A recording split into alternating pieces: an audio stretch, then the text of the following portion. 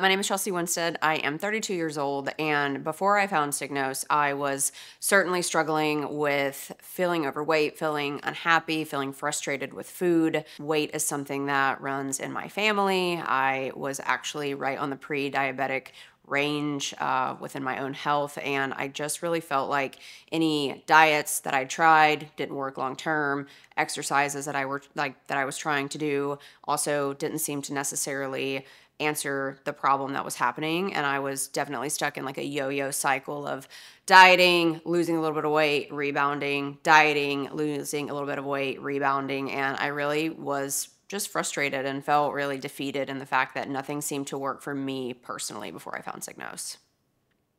So one of my really good friends, her name is Jordan, she was already using Signo. So this was the first time that I heard someone speak specifically about avoiding certain kinds of foods or watching what food was doing to her body. And so for me, as somebody who had been struggling with wanting to lose weight, but never really feeling like I had a solution that worked long term, I wanted to be able to also try it out and see for me personally, was I eating food that was actually prohibiting me or really getting in the way of me being able to lose weight long term. When I started Signos, I think for me, I had followed a lot of the cookie cutter diet plans that you see. So like chicken, broccoli, and rice, right? Like really bland, really plain. And even in those scenarios, I wasn't dropping the weight. And I wanted Signos to be able to help me identify, could I improve certain things? Was I doing something in an odd way? And really specifically, was I eating food that for me personally was actually stopping me or getting in the way of me achieving the goals that I wanted to achieve, which was being able to not only lose weight, but to keep it off as well.